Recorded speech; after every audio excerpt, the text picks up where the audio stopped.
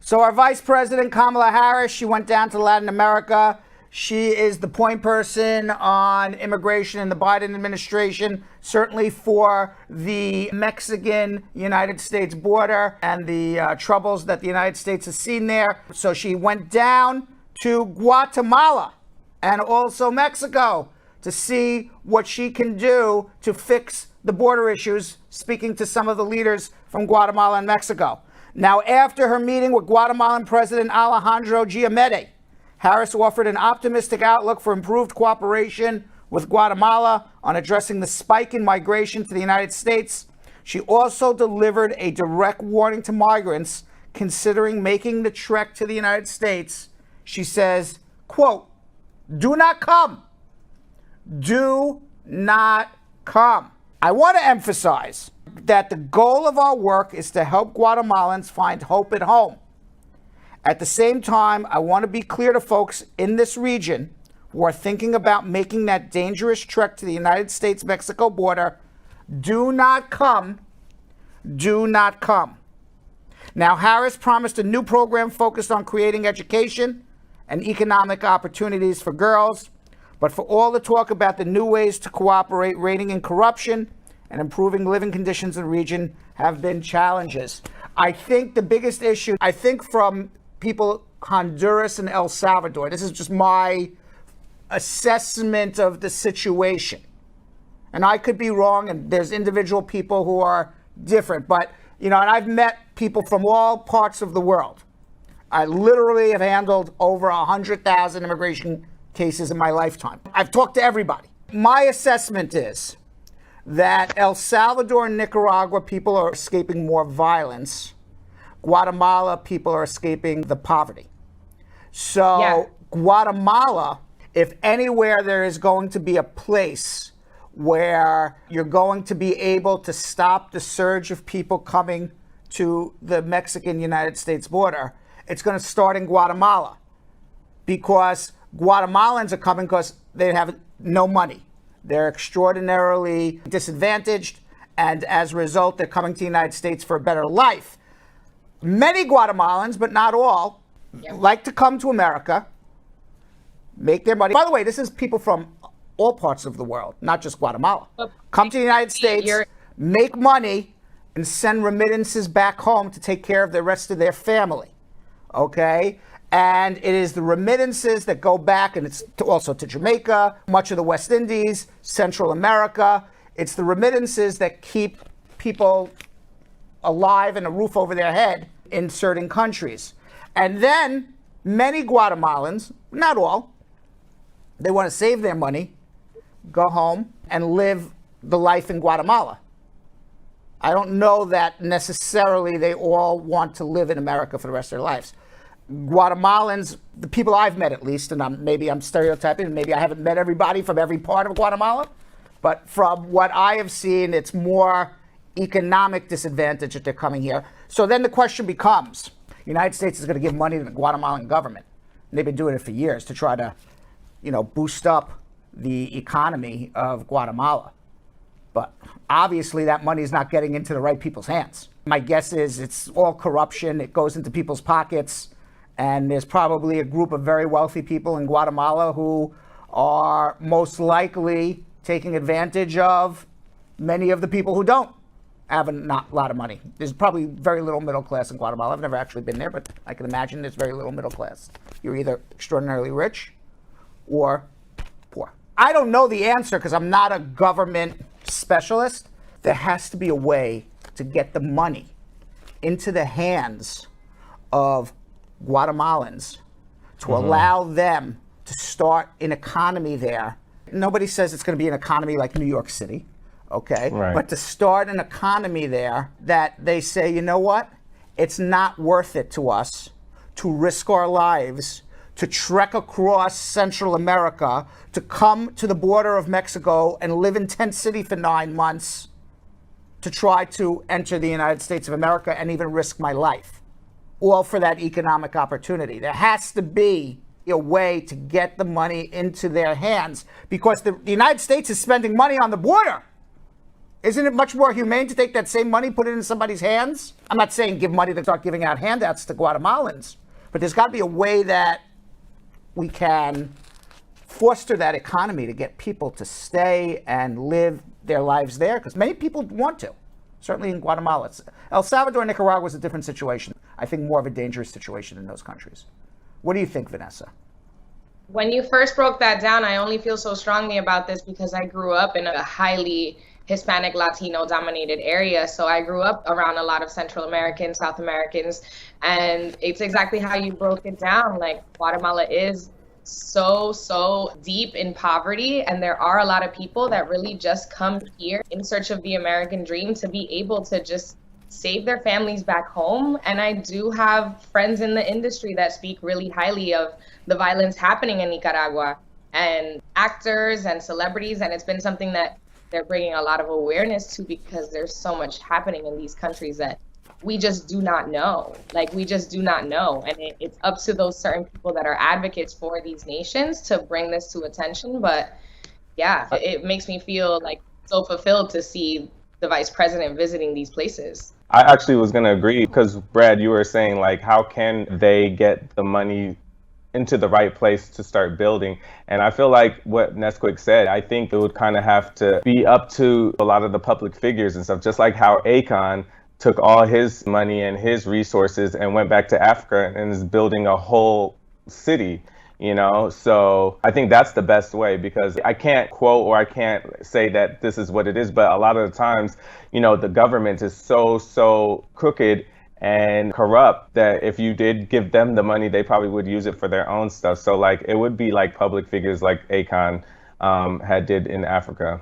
So I think so. You know, I think that would be a good way. I think you're 100% right, and you're right on the money, not necessarily public figures, but you're on the money that there has to be a way to circumvent just giving blank checks to governments that squander money and don't give it to the people who need it.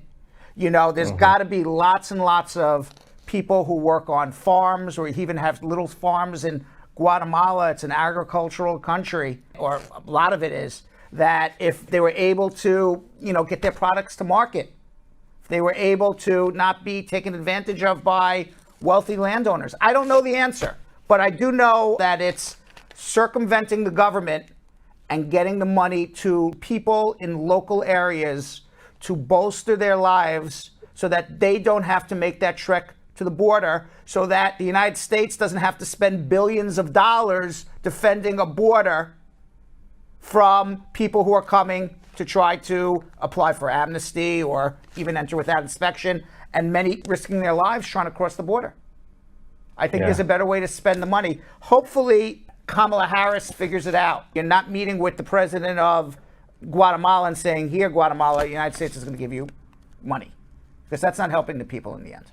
I don't have the answer. I'm not a specialist in Guatemala. I just know from talking to many individuals who are from that area of the world. Never before heard audio obtained exclusively by CNN shows how Giuliani is heard on this call. This was the pre-call before, oh my God, look at that guy. He looks like young Frankenstein there. Giuliani is heard saying, all we need from President Zelensky is to say, I'm going to put an honest prosecutor in charge. He's going to investigate and dig up evidence that presently exists, and there's any other evidence about involvement of the 2016 election, and then the Biden thing can run its course. Somebody in Ukraine's got to take this seriously. Basically, he wanted Zelensky to say they're investigating Biden, they're investigating Hunter Biden, and even if the investigation turns nothing, comes up with zero, the fact that they're saying there's an investigation, there's corruption, Trump and Giuliani and the entire Republican Party was going to take that all the way to the election, just like they were taking Hillary's emails that nobody ever read, but apparently was an awful thing that Hillary's emails were seen by everybody. We have some audio. Way back in last November, I got information from a reliable investigator, international investigator. Now, there is an ongoing criminal investigation into Giuliani and his Ukraine dealings, including whether he violated lobbying laws while coordinating with ex-officials who gave him dirt on the Bidens. Giuliani has to register as a foreign lobbyist. It is against the law to go lobby foreign governments unless you're registered with the United States government. He was never registered. He was acting as, quote unquote, President Trump's personal attorney. Wasn't even acting on behalf of the United States government. Now, Giuliani and Volker suggested during the call that a public announcement would clear the way for Zelensky to come visit Trump. He said, that would really clear the air really well for me to talk to the president to see what I can do about making sure that whatever misunderstandings are put aside. Now, Zelensky was a new president of Ukraine. They're at war with Russia. They need the United States to support them. They need the United States military. They need the United States political support. 3 days later, after this telephone call, Trump spoke to Zelensky on the phone. And that's what started unraveling the whole thing until we got to the impeachment. Meanwhile, Giuliani is definitely under investigation. We'll see what happens. He went from America's mayor to Trump's lawyer to perhaps jailbird in a little while. On Sunday, Senator Joe Manchin, you know who he is, the Democrat from West Virginia? No. Okay, he is a Democrat senator from West Virginia. He is the key power broker in the U.S. Senate. Why? Because he comes from a very Republican state. He is a Democrat. He is a very moderate Democrat. He has many Republican positions, even though he is a Democrat. He is the 50th vote in the Senate. So if the Democrats want to pass bills like immigration reform, for example, and they say we're not going to do it with any Republican, they need all 50 votes, every last Democrat. Well, one of the ways they would do it is by changing the rules in the Senate. Right now, to pass bills in the Senate, you need 60 votes. It's called the filibuster. And they want to get rid of the filibuster and just be majority vote. So if the House has 12 Democrats more than Republicans, and the Senate has 51 votes for Democrats and 50 for Republicans, because remember, Kamala Harris is the tiebreaker, and they don't have a filibuster, the Democrats can pass whatever they want, assuming every Democrat votes for it. And almost all Democrats want to vote for everything. It's this guy here in West Virginia, if you're a Democrat, that's screwing it up for everybody. Oh, hell no. Hell yeah. Because this guy says he will not vote to repeal the filibuster. He says, I believe that partisan voting, he will not vote. He's not even going to vote to enhance voter registration laws. So, for example, right now in many states, Republican-controlled states like Georgia and Texas, they have rolled back voter registration laws. They have made it more difficult for people to register. They have made it more difficult for people to vote from home by mail. Most of these laws, and we've talked about it in Georgia, Texas, and many other states that have happened since Trump's election, are directly targeting minorities and people in lower income neighborhoods to put roadblocks in front of them to basically prevent them from voting. Less minorities voting, less working class people voting, less people voting from the inner cities. That's more votes for Republicans. Why? Because you would presume that most of those voters are going to vote Democrat. So if you prevent them from voting, that's more votes for Republicans. So the Democrats realize this. They want to pass voting legislation that would not allow states to do this. Okay, seems pretty reasonable. All right, if we're really in a true democracy, we should allow everyone an equal opportunity to vote. I mean, if you're really in a true democracy, right? I mean, I don't really know how you could say no. Well, Manchin says he does not believe that the partisan voting legislation, he believes that partisan voting legislation, excuse me, I got to quote him right. He says, and I'm quoting him, I believe that partisan voting legislation will destroy the already weakening binds of our democracy, and for that reason I will vote against the For the People Act. Furthermore, I will not vote to weaken or eliminate the filibuster. He sounds like an undercover Republican. He is an undercover Republican in the Democratic Party. Right. So now the Democrats have a problem, because if there's not going to be a filibuster, they need 10 Republicans to pass any legislation in the Senate. Oh, gosh. That includes immigration. Where are we going to find 10 Republicans to pass immigration bills? Right. All right. Now, they have something called reconciliation. Reconciliation is a budgetary trick that, as long as the law has some relationship to the budget of the United States, you can pass it on a 51 to 50 vote. So perhaps the infrastructure bill can be passed via reconciliation and avoid the filibuster, which is the 60 vote requirement to pass bills in the Senate. But where is immigration fit into budget rules? I'm not sure you can pass immigration laws by reconciliation. So when I see, certainly not the Citizenship Act that Joe Biden wants. So when I see Senator Manchin come out and say, finally, because we thought maybe there would be no filibuster and we can get 51 senators to pass bills. Majority rules. Nope. In the Senate, it's 60. Got to have more than a majority to pass a bill. Where are we going to get the 60 people from to pass immigration bills? And you only have 12 more congressmen in the House of Representatives who are Democrat than Republican.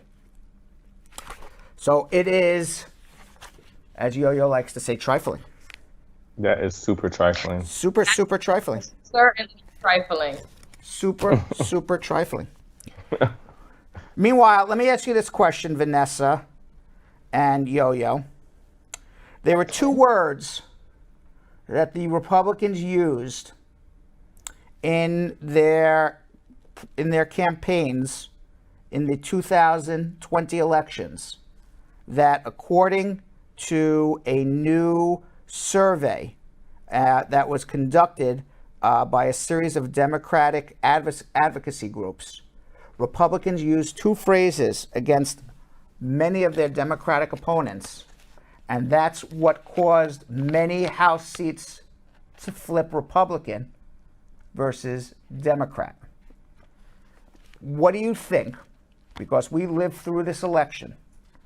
What were the two phrases that Republicans used against Democrats that labeled the Democrat? This was the most effective two phrases that Republicans used against Democrats that caused, because in most elections, if the president who wins is Democrat, he's going to bring on his coattails all these congressmen and senators. Biden did not bring anyone on his coattails. They actually lost seats in the House of Representatives.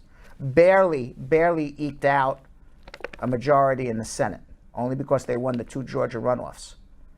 What were the two words, if you had to take a guess? What two phrases? Oh, definitely something COVID related. They're definitely coming for the Democrats. It is not COVID related. Uh-oh. It is not COVID related. If you're a Republican and you want to scare people, what Taxes? are the... No, but good guess. Immigration? No, but good guess. That's like the people's main concerns. Is Nope. tax, What COVID, Republicans would say, this, my opponent wants to defund the police. Oh, yes. Right. My opponent is a socialist. Now, those were the two biggest words that caused the swing in the election. Defund the police, socialist. Those were the two most dangerous words that the Democrats are going to face in 2022, which is why I've always said I can't stand the word defund the police, Right. Because that's not what, There's very few people who say there should be no police. right.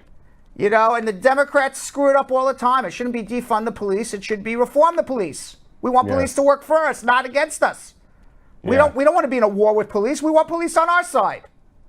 Reform the police, not defund them. And then as soon as you call somebody a socialist, and then we'd say, what? How did the Democrats lose Miami? It's an immigrant community. Because the immigrants in Miami hail from Cuba, Venezuela,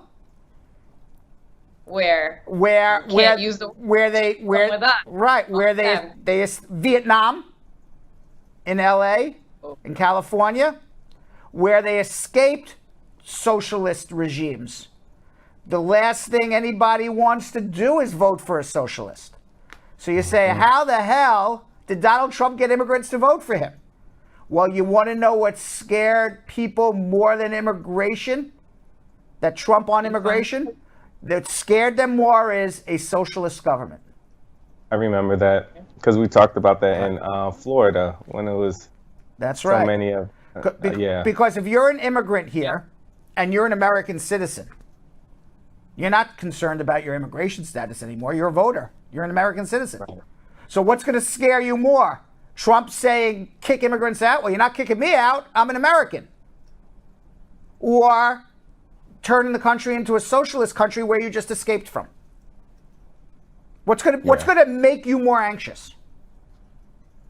Yeah, well, you just escaped from. Right. Of course. So those were the words that the Democrats have to watch out for in 2022. Now, let's go back to Senator Manchin for a second. We just said he's blocking a lot of the Democratic priorities. Perhaps it's a blessing in disguise. Because if Senator Manchin went with all the Democratic priorities, many of them are extraordinarily progressive socialist priorities. Perhaps they would give the Republicans more fuel in the I'm not saying I don't know the answer. I'm just playing devil's advocate.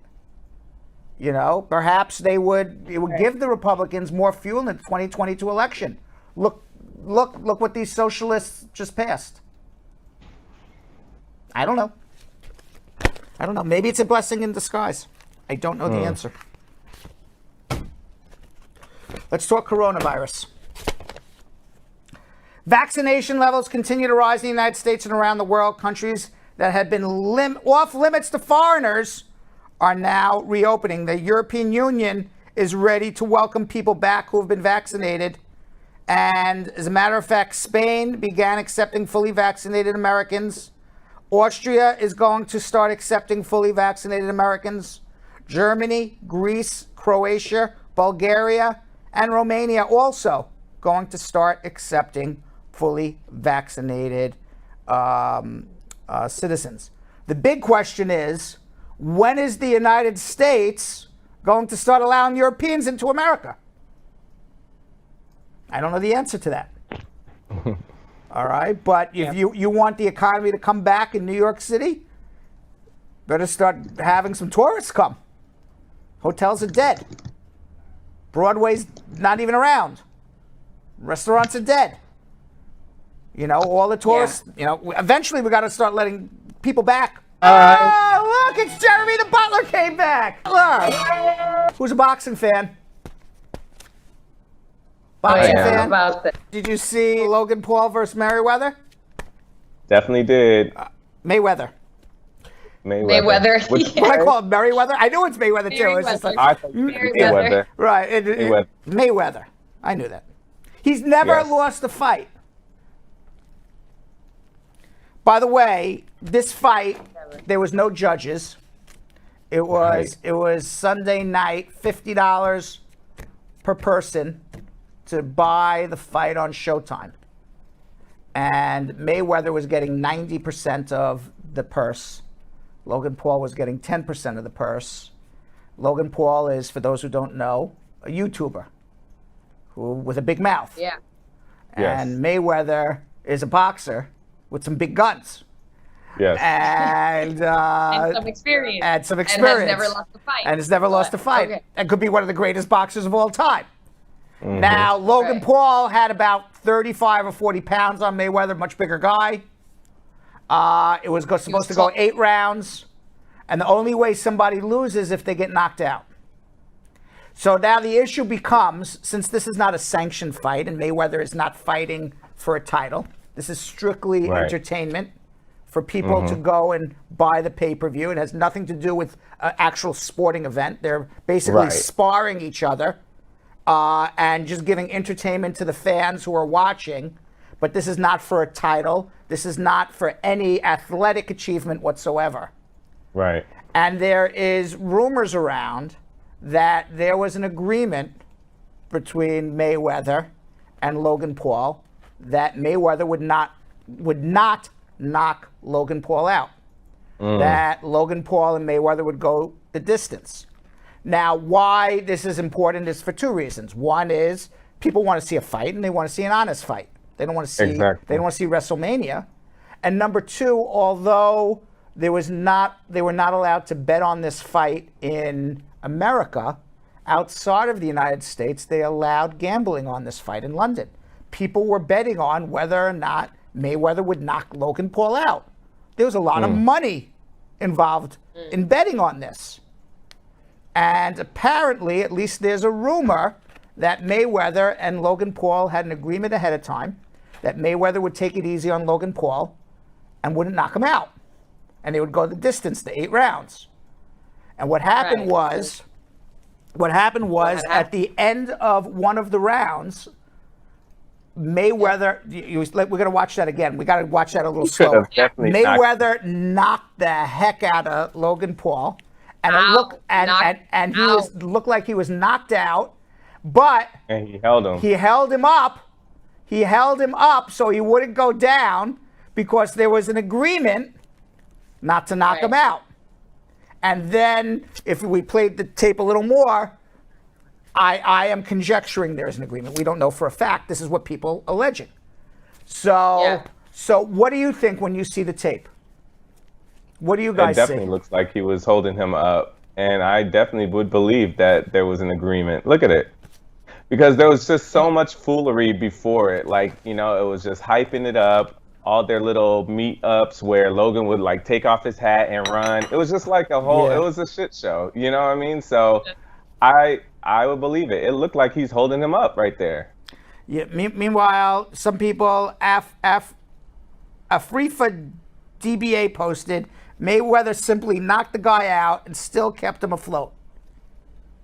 And TDINBAH tweeted, I really felt like I watched the sport of boxing die tonight. It was not a sport. It was an entertainment thing. A lot of people were very disappointed with it. A lot of people that I know were very disappointed with the fight.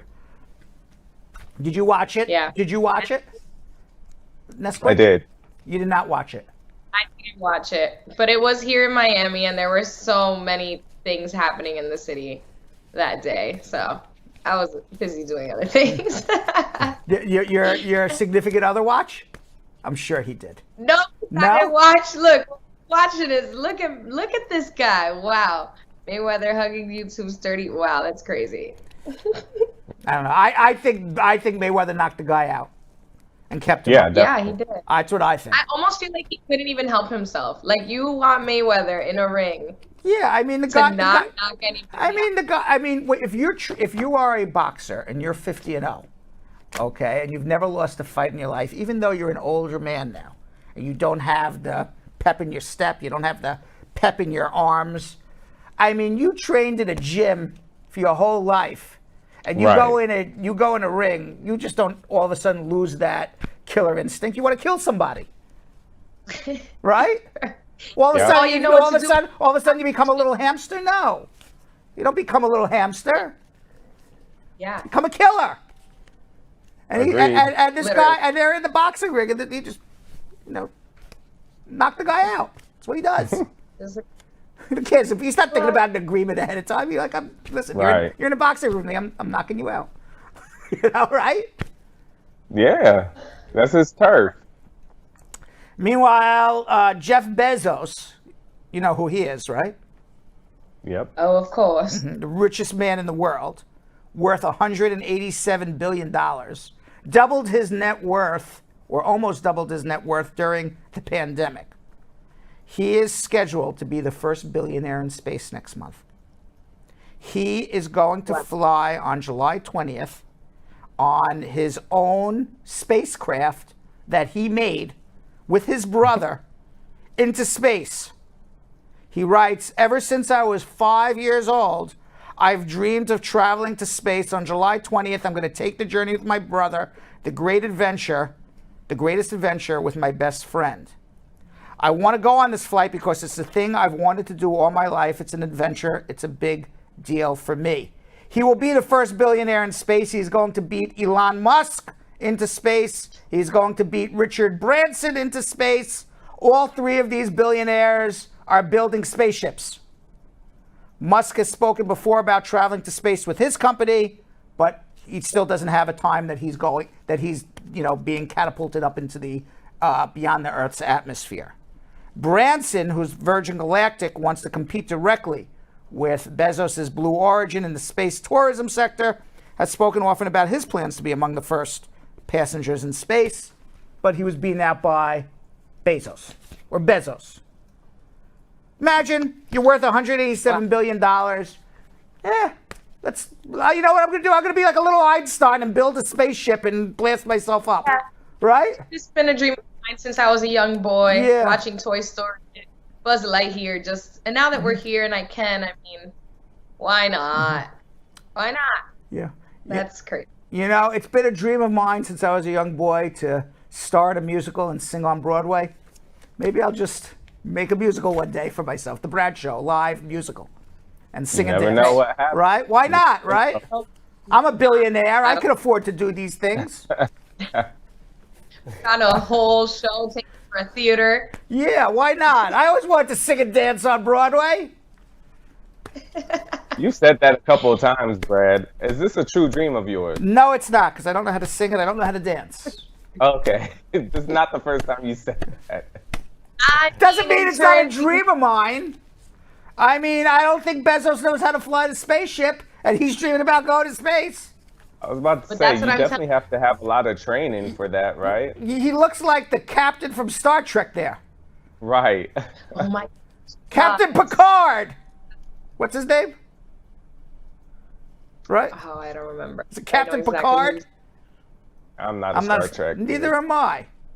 But we all know the bald guy who took over for Captain Kirk. Right. Yeah. Right? He looks like the guy who took over for Captain Kirk.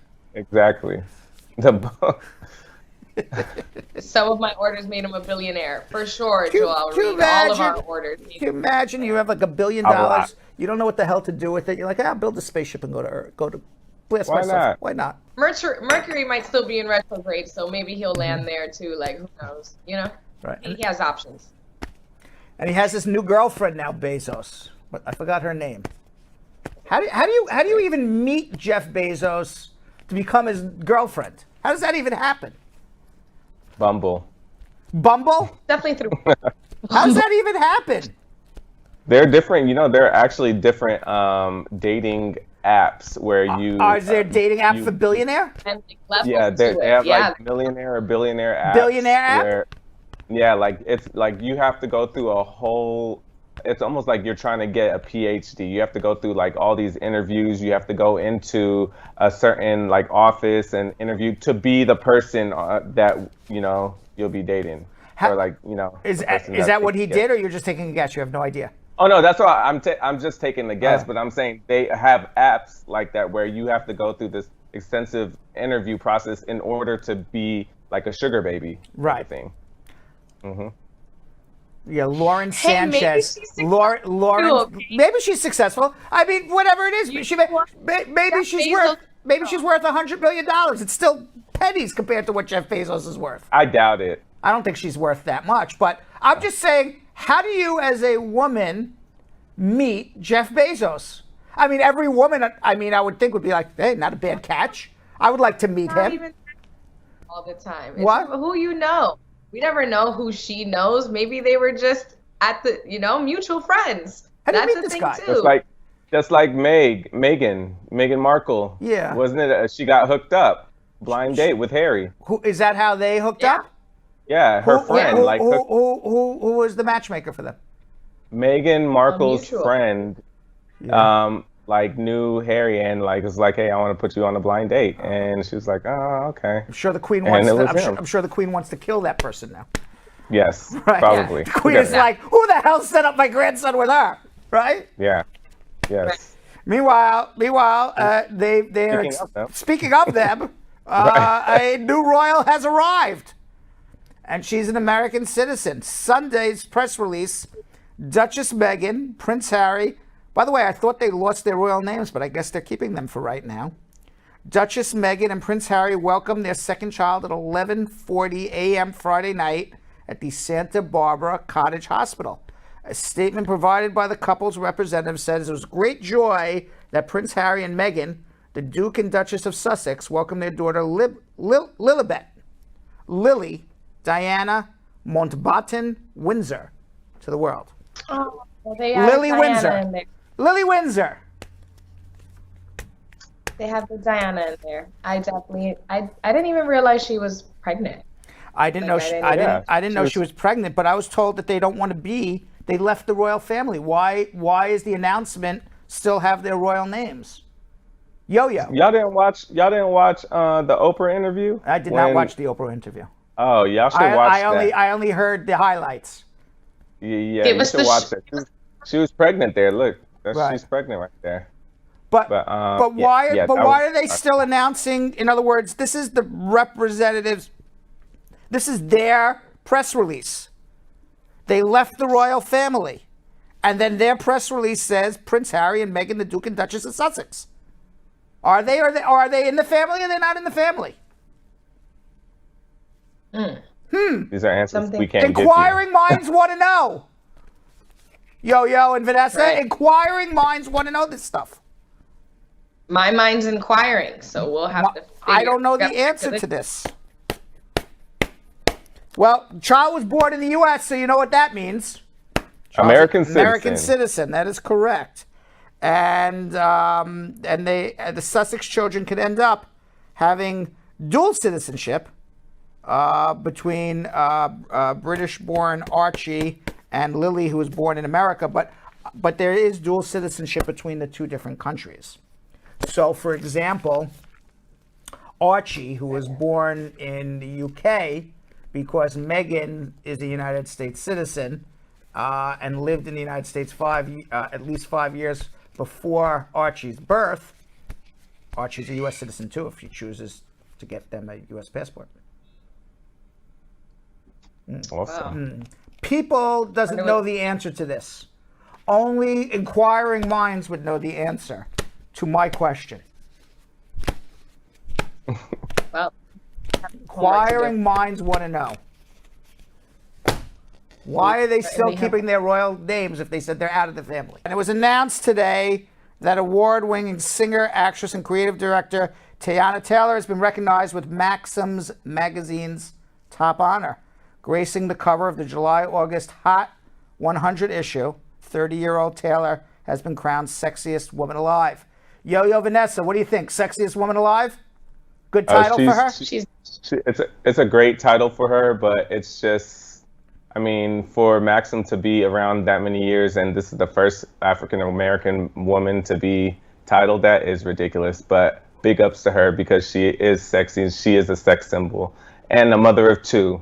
So, and by the way, I agree with you, but better late than never. Absolutely. right. Mother of two, though. Do you see her abs? What? No, she obviously had a surrogate. All right, that's No, obviously. she had the baby. I'm making a joke. I know she had the baby. I'm like, it's impossible that she would have abs like that. No, it's actually kind of ridiculous. Her snapback was so ridiculous. Like literally, they showed her a couple days after she had her baby, and she had no stomach. I want you to know something. I've had 0 babies in my life. I don't have a stomach like that. Damn. Well, that's a damn. That is a damn. That is a damn. All right. So She stars, obviously, in the VH1 reality television show Teyana and Iman, and her husband, basketball player Iman Shumpert, is currently with the Brooklyn Nets. So he's got to be, Iman Shumpert, he's got to be pretty happy hubby there. Taylor captioned in a post to social media, "Somebody pinch me, Maxim Hot 100 to be named Sexiest Woman Alive by literally living in the skin I'm in.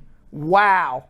Stepping back in front of the lens has been a journey of self-reflection and self-confidence. Living up to name and title of this shoot wholeheartedly has made me nervous." That's a cool quote. You know, I'm named the sexiest woman alive just by living in my own skin. That's pretty dope. Yeah, I love I like that. I like that. Big ups to Teyana. Yeah, and she's from Harlem, too. Where's she from? She's right up the street, Oh, Harlem. really? Yep. Didn't know that. Now, most people online shared in Taylor's good news. And by the way, Yo-Yo, here they are. Some couldn't point out the absurdity that Maxim is just now selecting a black woman as the sexiest woman alive. You hit it on the nose. Yo-Yo. I mean, think about it. You got Beyonce, you got Lauryn Hill, you got, I could just keep on, you got Rihanna. Like, you got some amazingly gorgeous Whitney Houston. Anybody. You have so many people that could have, you know what I mean? And Right. I wonder, did they ever pick anyone Hispanic or Asian? Or has it always been white women? I don't follow Maxim's Top 100, so I have no idea. I don't either. Sure, they have, like Sofia Vergara on the cover of their things plenty of times, and I feel like Latinas have had a place. I'll have to look it up, but for sure. Well, actress and writer Reagan Gomez echoed the sentiment that Yo-Yo was saying. SO to at King Magazine and at Smooth Magazine, who didn't need 20-something years to realize black women like Teyana Taylor are forever, will be fine as F. U. Fine AF. Right, and Jill just whispered in my ear, there has been a lot of Latinas on the cover of Maxim. So it is. Yeah, there's been a. I was just curious. I didn't know the answer to that.